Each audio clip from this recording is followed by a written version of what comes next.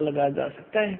तो क्या बताते हैं देखिएगा, अब तुम बेग चलो संसारा, अर्जी वही चेतो करो पुकारा। धर्मदास जी वचन, ए साहेब अब वहां नहीं जाई, ये सुख घर तक कहाँ झुराई। मुझे इसी सुख न छोड़ के कहाँ जाने की को कह रही हो। वही यम देश अपर बल काला, नहीं जानो धोमती होए बेहाला। ये परमात्मा, मैं जब तक नहीं ज्ञान हुआ था तब तो उस गंध में पड़ा ही था। वो तो काल का लोक है, वहां नहीं जाऊं।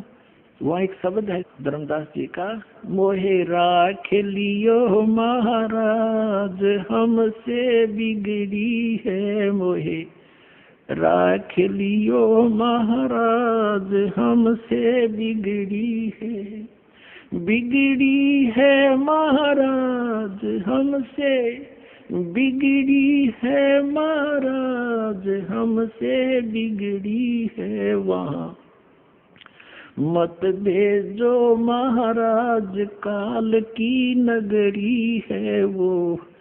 मत भेजो महाराज काल की नगरी है। बहुत रोए परमात्मा का गए। परमात्मा बोले बेटा नो बात बने नहीं, तेरे भाई बहन फंसे पड़े हैं तो गवाह बनिए मेरा, और ऐसे नहीं रह सकता।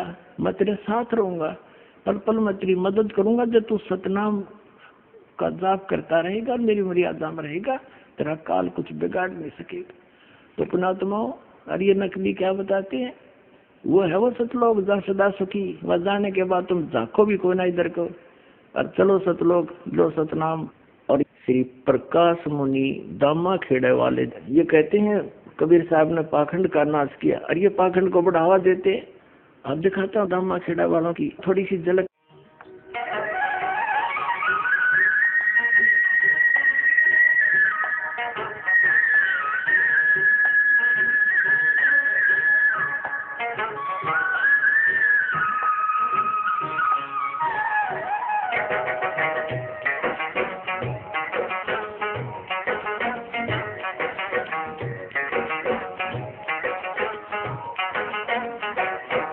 मन लागो मेरो यार फकीरी में, मन लागो मेरो यार फकीरी में।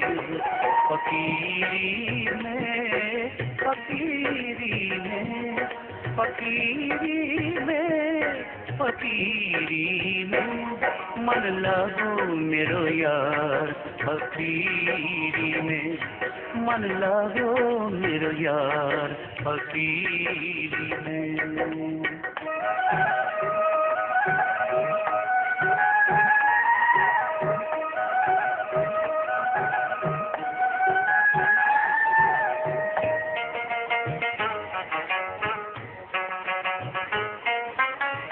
जो सुख पाऊं नाम भजन में, जो सुख पाऊं नाम भजन में, तो सुख नाही अमीरी में, तो सुख नाही अमीरी में। मन लागो मेरो यार फकीरी में, मन लागो मेरो यार फकीरी में।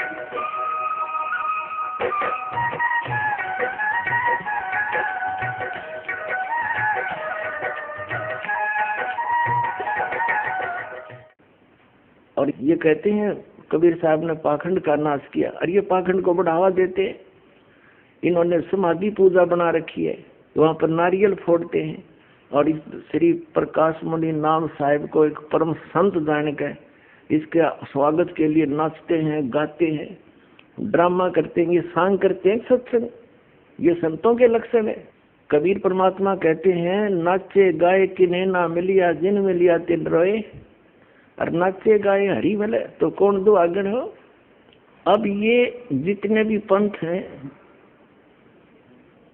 ये इनकी जड़ दिखा दी दास ने।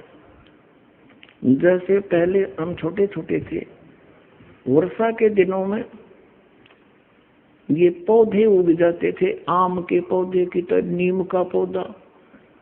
तो हम क्या करते थे, उन पौधों को वहाँ बहुत ज्यादा उग जाते थे एक स्थान पर, उनसे उनको वहां से निकाल कर मिट्टी से अपने खेतों में दूसरे स्थानों पर लगाने के लिए लेकर चलते थे। और किसी पौधे की मिट्टी हट जाती जड़ों की तो दूसरे ये कहा करते, तेरे पौधे की जड़ राम ने देख ली, अब यूं ना लगे सूखेगा। तो वो ऐसा ही होता था, क्योंकि ये खेत से दूसरे खेत में जाते थे, 1.5 घंटा लग जाता, उस जड़ा मिट्टी थी नहीं, वहां लगाते हो सूख जाता। तो दास ने इन सभी पंथों की जड़ दिखा दी राम ताई, अब ये सारे सूखेंगे। इस पूरे एपिसोड में श्री प्रकाश मुनि जी दामाखेड़ा वाले ने और श्री पंथ अर्धनाम जी बनारस लहरतारा वाले ने, श्री मधु परमहंस जी रांजडी वाले ने ये क्या स्पष्ट किया है, ये परमात्मा को भिन्न मानते हैं परम पुरुष को, और कबीर साहब को केवल एक सतगुरु मानते हैं। ये परमात्मा को निराकार मानते हैं, जबकि परमात्मा आपके समक्ष बता दिया कि साकार है। वो स्वयं परमात्मा कबीर जी ही पूर्ण ब्रह्म है, परम अक्षर ब्रह्म है, वो परम पुरुष है। और दूसरा, ये स्वयं अपने आप को कहते हैं हम ब्रह्म होकर ब्रह्म की खोज करें, वही पारखियों वाले सिद्धांत को दृढ़ किया है कि हम ब्रह्म हैं, यानी जीव भी ब्रह्म है। तो फिर खोज किसकी करें, फिर किस लिए सांग जोड़ रखे है। फिर अगर ये सारा संसार तो दिखाई देता है यही सब कुछ है, तो कबीर साहब ने क्या जरूरत थी सतलोक से आने की और इतना ज्ञान देने की। तो ये पथ भ्रष्ट है, इनके पास बिल्कुल ज्ञान नहीं है, ज्ञान इस दास के पास है। और रह रहकर इस सत्संग को सुनो, बार बार सदग्रंथों को देखो, इनसे बचो और सतलोक आश्रम बरवाला इस हरियाणा में और अपना कल्याण कराओ। सत साहिब।